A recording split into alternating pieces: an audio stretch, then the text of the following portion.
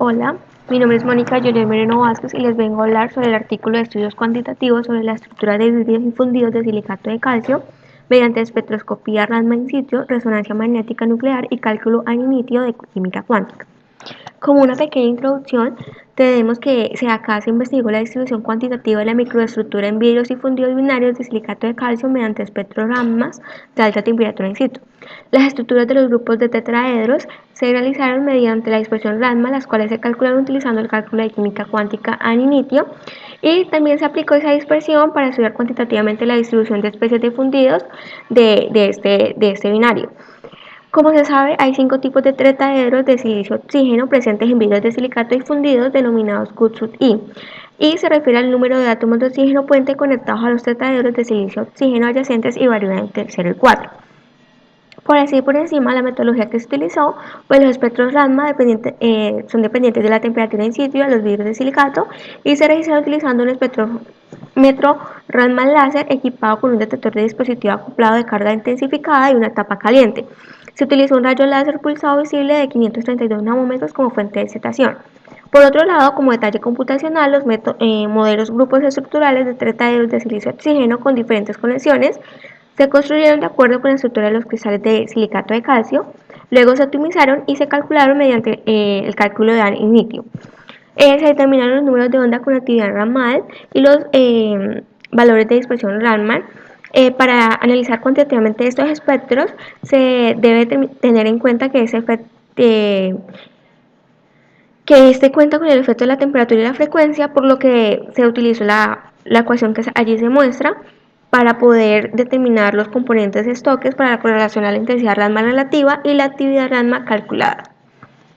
Como resultado de discusión, tenemos que los cálculos de control de calidad an initio de la estructura del grupo, según los modelos de racimo de Q-sub-1, los vidrios de silicato y las masas fundidas se componen de tetraedros de silicio-oxígeno que se conectan entre sí y forman estructuras de cadena,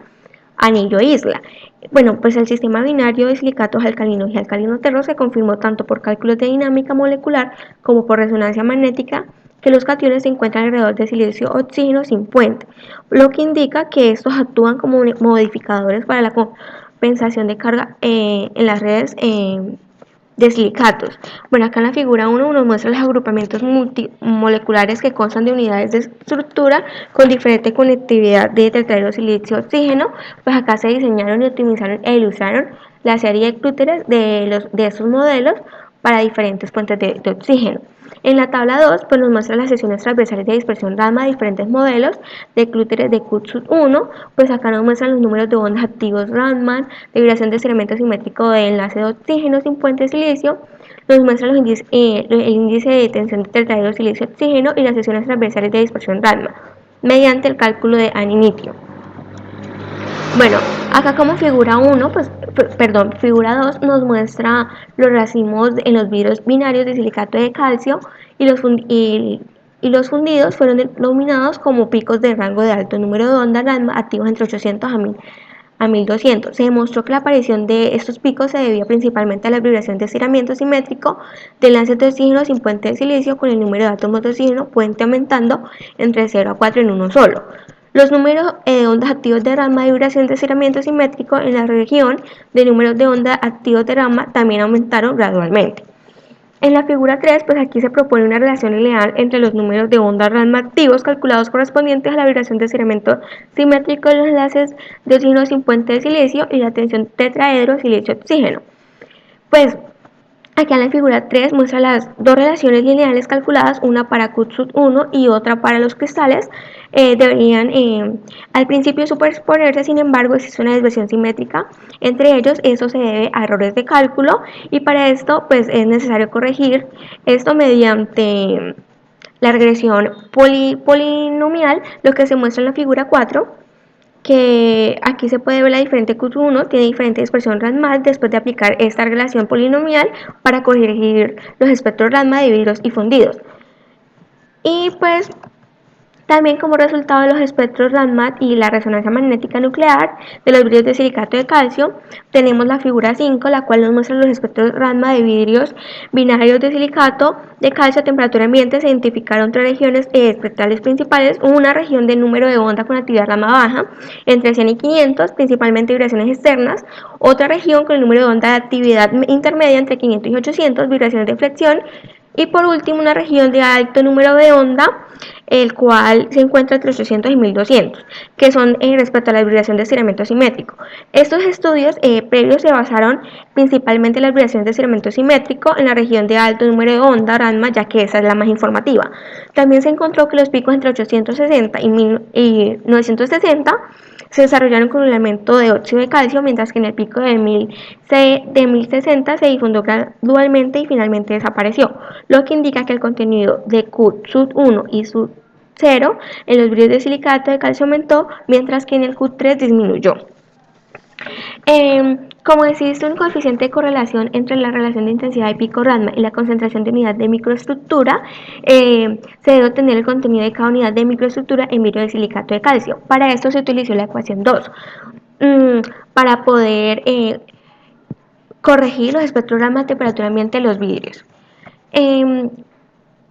Respecto a esto, pues los espectros RADMA antes y después de la correlación se comparan en esta figura, en la figura 6. Parece que la diferencia entre los espectros RADMA corregidos y originales pues no se nota tanto, entonces para eso se hizo el método de convolución espectral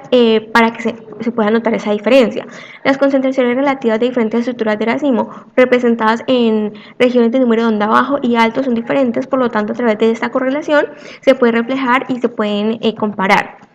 En la figura 7 nos muestra el resultado de desconvolución del vidrio C50S correspondiente a diferentes especies de QSUT1. Después de considerar las secciones transversales de dispersión RADMA, el contenido de especies debe ser proporcional a la intensidad máxima o al área del pico de los resultados desconvolucionados. La fracción molar de cada QUT0, QUT1, QUT2 y QSUT3 se obtuvo luego sumando el contenido molar de la estructura fina de QUT1 correspondiente a la estructura primaria. Aquí cabe señalar que los picos RADMA característicos de QUT4 no se incluyeron, ya que en la desconvolución los espectros RADMA son insensibles a la unidad de Q4, por lo tanto este se calculó por separado, y el método para calcular este se basó mediante el balance de masa de silicatos de calcio binarios. En la figura 8 se puede ver la fracción molar de QSUT0, QSUT1 y QSUT2 en los vidrios de silicato de calcio aumentó con el aumento de óxido de calcio, mientras que la fracción molar de QSUT4 disminuyó simultáneamente, lo que indica que el número de oxígeno sin puente en los vidrios aumenta con el aumento de óxido de calcio. Se confirma además que el contenido de QSUT-I, determinado mediante la dispersión de las secciones transversales obtenidas a partir de cálculos in situ, es fiable. También en la figura 4, la tendencia de variación de la resonancia magnética nuclear que se muestra allí es básicamente consiste en los espectros RADMA. La desconvolución gaussiana de las muestras de vidrio también se llevó a cabo basándose en la estructura fina de QUT1, porque la resonancia magnética nuclear es insensible a los tetraedros de silicio oxígeno conectados al anillo. En la figura 10 nos ilustra los resultados de la desconvolución de vidrio de C50S, y pues por último los resultados del análisis cuantitativo de los fundidos de silicato de calcio mediante espectroscopía RADMA de alta temperatura in situ. Pues acá vemos que en la figura 1, basándonos en el diagrama de silicato de calcio, diseñamos la temperatura de fusión de las muestras de vidrio inferiores a 1873 Kelvin, pero acá el espectrograma de las 6 muestras medidas a 1873 Kelvin muestra en la figura, después de suavizar y corregir con el factor Bose-Einstein que se muestra en la figura 12, pues acá vemos que los espectrograma de altas temperaturas, el rango espectral de las masas fundidas es mucho más amplio y los números de ondas se desplazan ligeramente hacia frecuencias más bajas, lo que refleja que los grupos de la masa fundida se hicieron más pequeños con el aumento de óxido de calcio. Las principales bandas vibratorias en la región de alta frecuencia se desplazan hacia lo rojo, y lo que indica es que el oxígeno que no forma puentes en la masa fundida aumenta y una mayor despolimerización de la red tridimensional de la estructura de láminas, anillos y entre otros. Eso se debe a que se cree que el calcio es un modificador de la red que modificará la estructura de red de los silicatos, y pues esto hace que aumente el número de oxígeno que no forma puentes en las masas fundidas. En la figura 13 se muestra al considerar los silicatos de calcio fundidos, el análisis cuantitativo de la distribución de especies Q1 en fundidos de silicato de calcio puede reflejar intuitivamente las propiedades físico-químicas. Después de ser corregido por dispersión Raman, los espectrogramas de silicatos fundidos se desconvolucionaron en varios picos por función gaussiana. En la figura 4, en las fracciones molares de Q14, en las fracciones molares de Q y en los silicatos de calcio fundidos se tuvieron y se muestran. Para facilitar el análisis de esto se dividió esto en 3 zonas. La zona 1, donde el contenido de óxido de calcio es inferior al 40% en moles, se presenta que Q3 es la especie dominada, seguida de Q2 y Q4. A medida que aumenta el óxido de calcio, el cuarto trimestre desciende drásticamente, mientras que el segundo y el tercer trimestre aumenta significativamente. En la zona 2, los contenidos de óxido de calcio varían entre 40 y 50% en moles. Q3 disminuye drásticamente con el contenido de óxido de calcio, mientras que Q2 continúa aumentando y eventualmente se convierte en la especie dominante. Cuando el contenido de óxido de calcio es superior al 50%, como se muestra en la zona 3, tanto Q3 como Q2 disminuyen ligeramente. Q1 y Q3 disminuye ligeramente, mientras que Q2 sigue siendo la especie dominante. Como conclusión final, tenemos que se han aplicado la espectrometría Raman de alta temperatura in situ y la resonancia magnética nuclear y los cálculos de química cuántica al inicio para analizar cuantitativamente la distribución de la microestructura de silicato de calcio y la relación entre las secciones transversales de dispersión Raman calculadas y el índice de tensión del tetrahedro silicio-oxígeno se estableció y se utilizó para corregir los espectros Raman experimentales. El análisis cuantitativo obtenido para las especies Q1 en vidrios de silicato de calcio es una buena concordancia con los resultados de las mediciones de resonancia magnética. Sobre esta base, se puede decir que se obtiene la tendencia de distribución de las especies con el contenido de óxido de calcio en los fundidos, lo que ayudará a predecir las propiedades físico-químicas de la escoria de silicato.